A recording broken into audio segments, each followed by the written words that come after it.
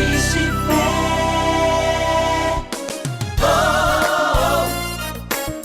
Pastor Oídes José do Carmo. Aproveitando que estamos todos em pé, eu quero ler a palavra de Deus no Evangelho segundo escreveu Lucas. O evangelista Lucas, no capítulo 19, os versículos 1 a 10. Assim nos diz a palavra do Senhor. E tendo Jesus entrado em Jericó, ia passando. E eis que havia ali um homem chamado Zaqueu, e era este um chefe dos publicanos, e era rico. E procurava ver quem era Jesus, e não podia, por causa da multidão, pois era de pequena estatura. E correndo adiante, subiu a uma figueira brava para o ver, porque Jesus havia de passar por ali. E quando Jesus chegou àquele lugar, olhando para cima, viu e disse-lhe: Zaqueu, desce depressa, porque hoje me convém pousar em tua casa. E apressando-se, desceu e o recebeu com júbilo. Vendo todos isto, murmuravam, dizendo que entrara para ser hóspede de um homem pecador. E levantando-se Zaqueu, disse ao Senhor: Senhor, eis que eu dou aos pobres metade dos meus bens. E se em alguma coisa tenho defraudado alguém, o restituo quadruplicado. E disse-lhe Jesus: hoje veio salvação a esta casa, pois também este é filho de Abraão. Porque o Filho do Homem veio buscar e salvar o que se havia perdido. Tomo esse texto nessa oportunidade para falar sobre a atualidade da mensagem salvadora de Jesus Cristo. O Senhor Jesus, no final desta passagem, ele define muito bem a sua missão aqui na terra. É certo que ele frustrou a expectativa de muitas pessoas, se não de quase todas, quando ele definiu a natureza da sua missão. Jesus tinha passado algumas vezes nessa cidadezinha, ou numa cidade média de Jericó. Jericó era uma grande alfândega, ali existia uma grande alfândega do Império Romano, por onde entravam os produtos que chegavam na Palestina, vindo do Oriente, do Extremo Oriente. Ali era um entreposto romano, uma alfândega muito movimentada. Os impostos ali fluíam mesmo, porque todos os produtos passavam por ali e eram taxados de forma dura, não é? Uma alta taxa passava por ali. E a pessoa responsável para recolher os impostos naquela alfândega tinha o nome de Zaqueu. Zaqueu era um proscrito tanto social quanto religioso. Nem a sociedade o via com bons olhos, nem a religião, porque era tido ali como um braço do Império Romano, o império dominante, invasor daquele território. E ele estava a serviço de um império invasor, não tinha acolhida. Eu até imagino quando Jesus falou: dai a César o que é de César, tinha lá mesmo no fundo, não só uma situação de você pagar os impostos devidos, mas Jesus parecia dizer o seguinte: dá a César o que é de César, quer dizer, não dá em nada para ele, porque César não merece nada, ele é um invasor aqui, não é? Ele não tem nada aqui nessas terras. Bem, isso pode ser um aspecto meio ideológico ou político, né? Talvez nem Jesus queria dizer exatamente isso, mas algumas pessoas podem concluir nesse sentido. Certo é que Zaqueu era uma pessoa que tinha uma alta rejeição.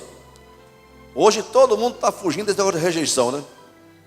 Principalmente os políticos. Porque não basta ter uma aprovação, se você tem uma rejeição, você está perdido. Se a rejeição é alta, e a dele era. Entretanto, aquele homem era um homem que tinha sede. A sociedade não acolhia, a religião não queria ele, mas ele tinha uma alma, né?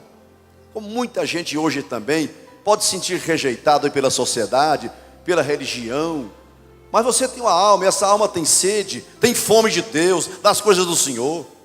E felizmente aquele homem sedento, faminto, ele aproveitou aquela oportunidade única na vida dele. Jesus passava por Jericó e possivelmente ele jamais voltaria a Jericó, porque a Bíblia diz que ele ia passando. O intento de Jesus não era pousar ali, não era almoçar ali, não era lanchar lá, não era jantar, não era ficar. Ele estava indo para Jerusalém, passando por Jericó. Mas a fome daquele homem, a sede dele, segurou Jesus naquele lugar por uma noite a mais. Jesus pode mudar os planos por causa de você. Ele pode mudar o itinerário para atender somente você. Um dia Jesus foi em Samaria por causa de uma mulher que estava esperando por ele lá. Ninguém sabia, mas ele sabia. A Bíblia diz que era necessário passar por Samaria. Que necessidade? Senão acolher uma pobre mulher que tinha sede das coisas de Deus. Ele mudou o seu itinerário e foi a Samaria. Agora ele ia passando para ir para Jerusalém, mas aquele homem, com o seu gesto, segurou Jesus. Eu acho que você que está ouvindo aqui hoje essa palavra, de repente a situação do seu coração, a sede da sua alma, vai segurar Jesus bem pertinho de você aí. O Senhor vai olhar para você e vai ver a sua fome e sede e vai aproximar de você. Eu quero crer que hoje Jesus está dizendo para algumas pessoas aqui também: eu quero voltar a dormir na sua casa, eu quero voltar a pousar com você, eu quero voltar a estar lá na sua sala de estar, de onde eu fui expulso. Eu quero estar no seu quarto, onde não tem lugar para mim, por causa de tanta devassidão. Eu quero voltar a frequentar a sua sala. Eu quero voltar a estar na sua cozinha. Eu quero pousar na tua casa. A coisa mais linda é quando Deus entra na vida de um homem, no coração de uma pessoa, no lar de alguém. Tudo transforma, tudo muda. Foi o que aconteceu aqui.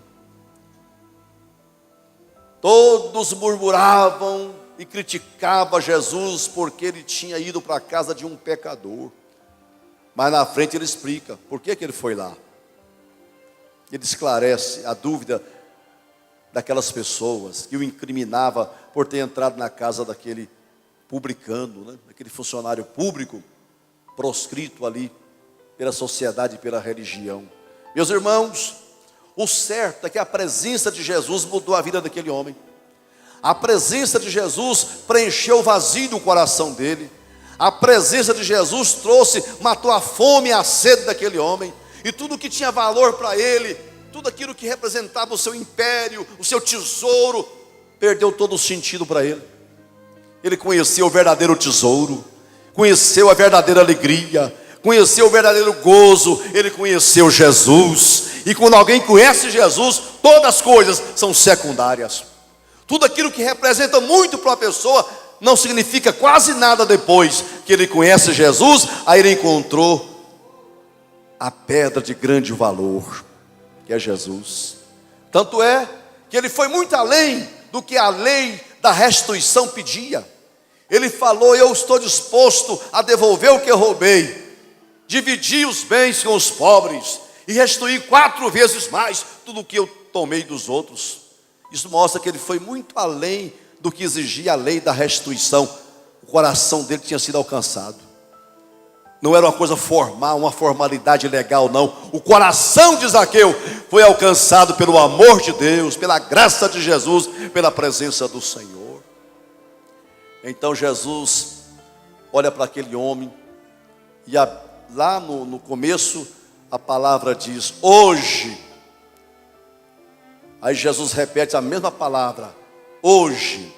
Isso mostra a real atualidade da salvação. Hoje vou pousar. Hoje entrou salvação nessa casa, porque este aí é filho de Abraão. Ele podia ser um filho apenas material de Abraão, descendente daquela nação, mas agora tornou-se um filho espiritual, alguém reconhecido como homem de fé, que crê em Deus. Deus quer mudar a sua história também. Você é tido até hoje como religioso, mas a partir de agora, Jesus quer dizer, hoje entrou salvação na sua vida, na sua casa. Você não é filho só materialmente falando, você não é descendente de Deus só porque Ele te criou, você vai se tornar filho de Deus pela fé. E Jesus termina dizendo, o Filho do Homem veio buscar e salvar o que se havia perdido. Ele frustrou a expectativa das multidões, que afastou qualquer motivação política pela vinda dele. Meu negócio não é político, não vim desbancar ninguém aqui, eu vim salvar, buscar os perdidos, dar uma vida nova para ele. Evangelho é isso, meu amigo, meu irmão, evangelho é isto, é vida nova, é o Senhor alcançar o homem e fazer dele uma nova pessoa, feliz, para cima, alegre, vencedor, em paz consigo, em paz com a família, em paz com Deus, em paz com a sociedade. O Senhor fez isso por mim e por você, e Ele quer continuar fazendo isso aqui hoje, porque Ele veio exatamente para isto.